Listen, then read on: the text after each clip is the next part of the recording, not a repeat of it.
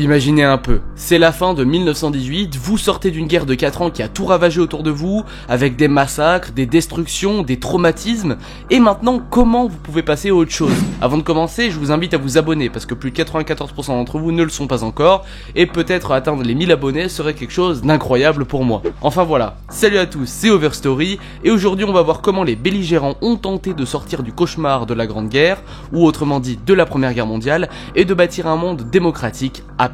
Alors on va y aller chronologiquement de l'armistice aux premiers efforts de paix, en passant par la crise de Russie et les mémoires de guerre, soldats inconnus, passeport Nansen, etc. etc. C'est la dernière vidéo du programme d'histoire de première, j'espère que cette année vous aura plu, mais surtout on va y aller dès maintenant, restez jusqu'au bout et on y va maintenant. Du cauchemar de 1918 aux 14 points de Wilson. Le 11 novembre 1918, la guerre s'arrête enfin. Mais l'addition est monstrueuse, plus de 9 millions de soldats sont tués, c'est un combattant sur 8, et 8 à 10 millions de civils morts. En France, le pays a perdu 1,4 million de soldats, soit 10% de la population active, et 3,5 millions de blessés. Résultat, plus de 6000 veuves et 760 000 orphelins doivent reconstruire leur vie sans leurs proches. Ajoutez à cela des régions rasées, Verdun, la Somme, villes et usines détruites, famine, épidémie de grippe espagnole en 1918, et vous avez le tableau d'un génocide de toute une génération. On est loin du 2 mois de guerre promis au départ. À ce stade, on peut se demander, et vous, dans ce chaos, que feriez-vous? Quelles espérances nourrir après tant de pertes? Mais le monde est suspendu à ce moment. En France, on enterre les morts et on s'occupe des blessés, tandis qu'en Allemagne s'installe la République de Weimar, et qu'en Russie, le régime bolchevique fait face à une longue guerre civile. Pendant ce temps, les alliés se réunissent pour dessiner l'après-guerre. En Russie, pour aller un petit peu plus dans les détails, souvenez-vous, il y avait eu une révolution en 1917, l'issue du conflit mondial est différente. Après cette fameuse révolution, les bolcheviks prennent le pouvoir et signent le traité de Brest-Litovsk pour sortir du conflit en mars 1918. Mais la paix russe, elle tourne à la guerre civile, entre ce qu'on appelle les Russes rouges, les bolcheviks, et les Russes blancs, donc les monarchistes modérés, ceux qui étaient en gros pro-Nicolas II. Craignant l'expansion bolchevique, les alliés, donc France, Royaume-Uni, Japon, États-Unis, interviennent dès 1918 pour soutenir les armées blanches anti-bolcheviques. Les Français perdent notamment des contingents à Vladivostok et en Crimée, mais cette expédition bolchevique échoue, parce qu'en 1922, les Rouges l'emportent et créent ce qu'on appelle l'URSS. Et pendant ce temps, en Europe, on veut instaurer la paix. Et le président américain Woodrow Wilson, vous vous souvenez, c'est celui qui a intervenu pendant la Première Guerre mondiale pour aider les Alliés, propose ces 14 points dès janvier 1918 pour un nouvel ordre mondial démocratique. Il y défend notamment, je cite, le droit des peuples à disposer d'eux-mêmes, que vous connaissez évidemment, surtout si vous faites l'aspect. Et la création d'une société des nations, c'est la SDN, pour garantir la paix entre les différents États. Et ces idées, donc diplomatie ouverte, désarmement, libre circulation, etc., seront partiellement intégrées au traité de paix. Mais en coulisses, c'est tendu entre les Américains et les Européens, avec notamment Clemenceau qui veut humilier l'Allemagne, ou encore Lloyd George qui veut des réparations. Et au final, la SDN est effectivement créée en 1920. Mais paradoxalement, les États-Unis ne la rejoignent pas. Et ça c'est véritablement dangereux parce qu'en réalité, comment fonder un nouvel ordre mondial basé sur la paix et la diplomatie si l'un des États les plus puissants et influents du monde n'y participe pas? En l'occurrence, les Américains. Le Sénat américain refuse de ratifier le traité de Versailles et c'est justement à cause de ça que Washington est exclu de la SDN. Et l'oncle Sam, qui prônait la paix universelle, reste donc absent du bureau quand on écrit les nouvelles règles du jeu mondial. Ce que vous pouvez retenir principalement du programme de Wilson, c'est tout simplement le droit des peuples à disposer d'eux-mêmes, la réduction des armements, la liberté de navigation, etc., la création d'une SDN, donc Société des Nations chargée de préserver la paix et d'éviter une nouvelle guerre mondiale, etc. Mais les États-Unis n'entreront finalement pas dans cette SDN, ce qui va donc avoir pour conséquence d'affaiblir la nouvelle organisation mondiale.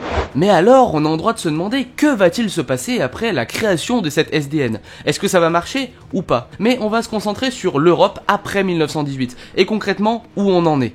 Et ça, on va dans la deuxième partie. Les grands traités et la refonte de l'Europe. Au printemps-été 1919, la conférence de Paris, donc ce qu'on appelle les Big Four, donc Clemenceau, Wilson, Lloyd George et Orlando, négocient les traités de paix. En juin 1919, l'Allemagne signe ce fameux traité de Versailles le 28 juin comme on l'avait vu, et c'est la fin de la guerre pour les Alliés. L'Allemagne doit désarmer, céder des territoires comme l'Alsace-Lorraine, la Pologne, etc. et payaient également de lourdes réparations. C'est ce qu'on appelle la fameuse clause de culpabilité. Mais pour de nombreux Allemands, Versailles reste une véritable humiliation.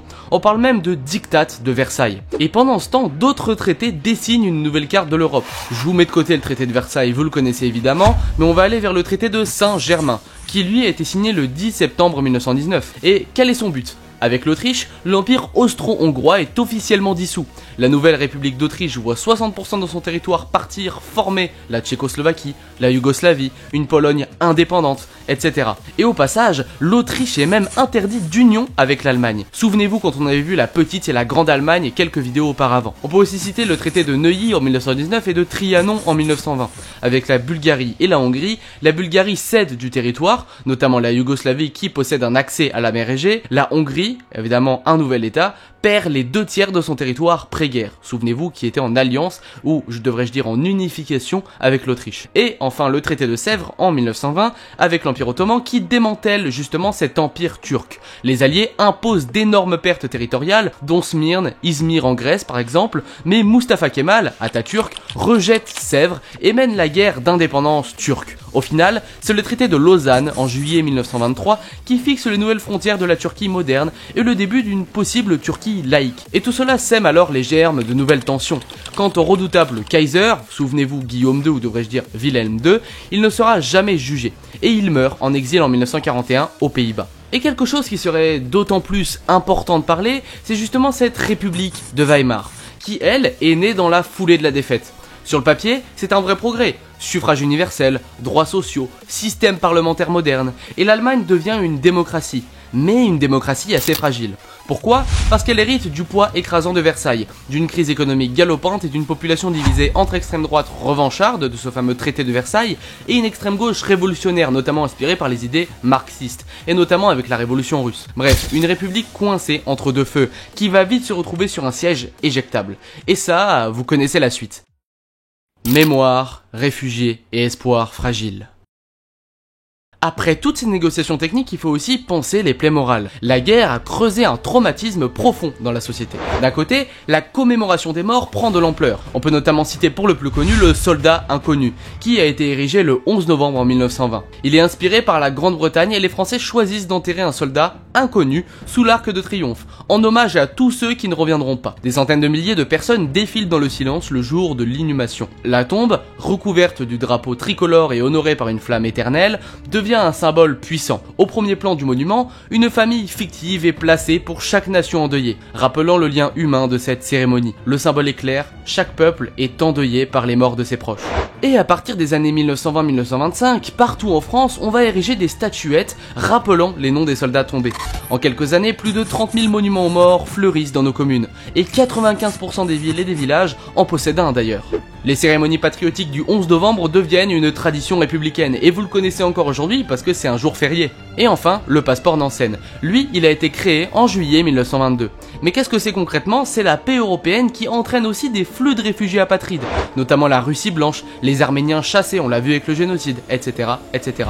Et Fridtjof Nansen, explorateur norvégien devenu haut commissaire aux réfugiés de la LSDN, propose un passeport Nansen pour les sinistrés. Créé le 5 juillet 1922, ce document d'identité international est reconnu par de nombreux États et permet aux réfugiés apatrides de voyager et de s'installer malgré les frontières redessinées. Ce geste humanitaire et la nomination de Nansen prix Nobel de la paix en 1922 montrent que l'ordre international naissant prend aussi en compte les victimes civiles de la guerre. Mais ce travail de mémoire, c'est aussi une mémoire silencieuse. De nombreux anciens combattants reviennent mutilés, traumatisés, incapables de parler de ce qu'ils ont vu. On les appelle les gueules cassées. Et leur visage bouleversé devient un autre symbole de cette guerre hors norme. Certains créent même des associations pour revendiquer reconnaissance et soins. D'autres se replient dans le silence, à jamais. Tout ça pour dire que tous ces traités et toute cette nouvelle législation ont véritablement forgé les pensées des Européens pendant des siècles. Et ça, on le voit encore aujourd'hui. Et ça continuera peut-être de persister dans les années à venir. Et voilà, on voit que la tentative de construction d'un ordre des nations démocratiques après 1918 est à la fois ambitieuse et bancale. D'un côté, on a des engagements forts, le droit des peuples, la SDN et une réorganisation du monde avec les États-nations en Europe. Mais de l'autre, les États-Unis désertent la SDN. Les traités laissent de nombreux mécontents et des rancœurs grandissantes. C'est bien connu, les clauses de Versailles seront un terreau pour la suite. Et la guerre civile russe, en toile de fond, et les difficultés économiques montrent que la stabilité est loin d'être acquise. Mais ce chapitre d'histoire nous rappelle alors qu'il y a encore de l'espoir, même timide, de prévenir un nouveau conflit mondial par la diplomatie et le droit international, ce qui malheureusement n'arrivera pas. Et voilà, je vous remercie d'avoir regardé cette vidéo et d'avoir réfléchi avec moi à cette période clé de l'entre-deux-guerres. N'hésitez pas à poser vos questions en commentaire, si évidemment il y en a, mais également de vous abonner et de ne pas rater la suite de nos aventures historiques. Et enfin, comme vous l'avez remarqué, c'était la dernière vidéo du programme de première. Dès lors, ça va peut-être être pour moi l'occasion de réaliser de nouveaux types de vidéos. Enfin, ça je vous garde la surprise, restez actifs sur la chaîne, ça arrive très bientôt.